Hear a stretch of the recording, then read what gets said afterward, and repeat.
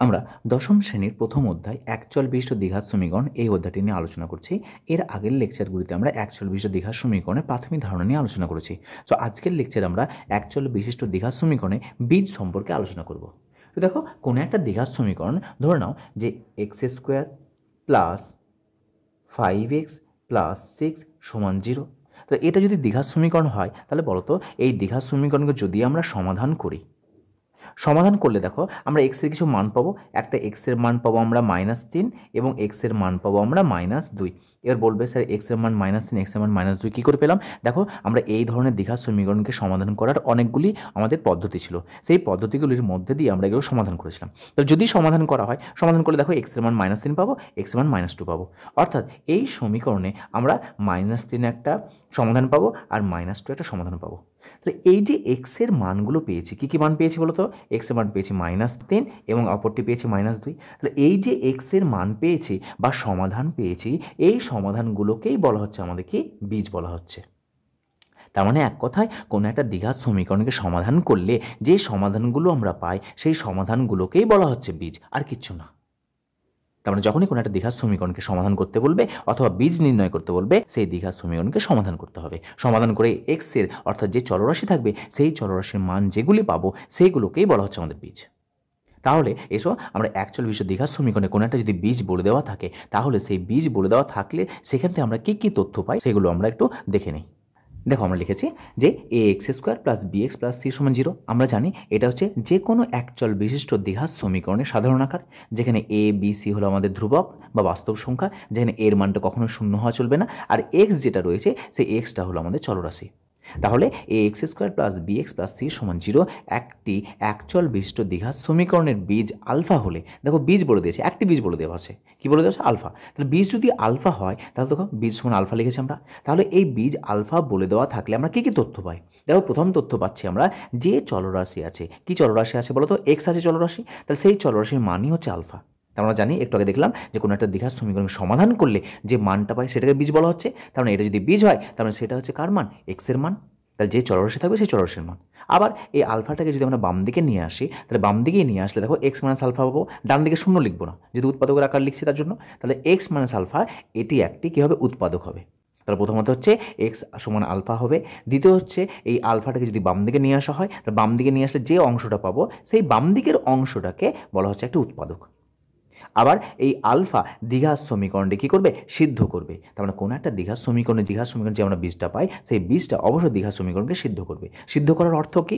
সিদ্ধ করার অর্থ হচ্ছে যে দ্বিঘাত সমীকরণ দেওয়া আছে সেই দ্বিঘাত সমীকরণে এক্সের জায়গাতে আমরা কি আলফা বসিয়ে দেবো। অর্থাৎ বাম দিকে বসলে ডান দিকের সঙ্গে ইকুয়াল আসবে, অর্থাৎ টোটাল সমীকরণটাকে স্যাটিসফাই করবে।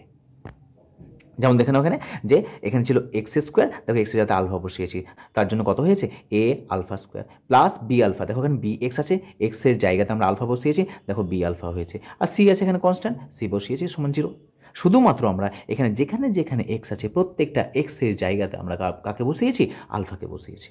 এবং সর্বশেষ আমরা বলতে পারি যে দ্বিঘাত সমীকরণের একটি সমাধান আলফা হবে।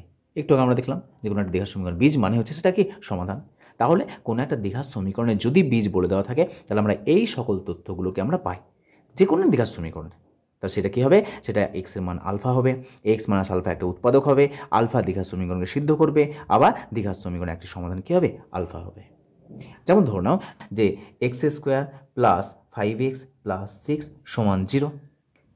এই দ্বিঘাত সমীকরণের বলা হলো যে -3 একটি বীজ। তাহলে একটি বীজ সত্য না মিথ্যে যাচাই করো, সত্য না মিথ্যা। তাহলে এটা যদি এরকম হয় তাহলে আমরা জানি, দেখো এই দ্বিঘাত সমীকরণে -3 হচ্ছে একটা বীজ। তাহলে আমরা জানি, কিন্তু আর বুঝবো কী করে যে সত্য না মিথ্যা? সেই জন্য দেখো, যেহেতু -3 এই দ্বিঘাত সমীকরণের বীজ বলে দেওয়া আছে, তাহলে যদি বীজ হয় তাহলে সত্য কখন হবে? যদি এই দ্বিঘাত সমীকরণকে স্যাটিসফাই করে। স্যাটিসফাই করার অর্থ হচ্ছে আমরা বাম দিকে বসাবো, বাম দিকে বসিয়ে যদি ডান দিকের সঙ্গে ইকুয়াল আসে তাহলে অবশ্যই দ্বিঘাত সমীকরণের -3 একটা বীজ হবে। তাহলে বাম দিকে বসাও, বামপক্ষ কে আছে? বামপক্ষ রয়েছে আমাদের x square plus 5x plus 6।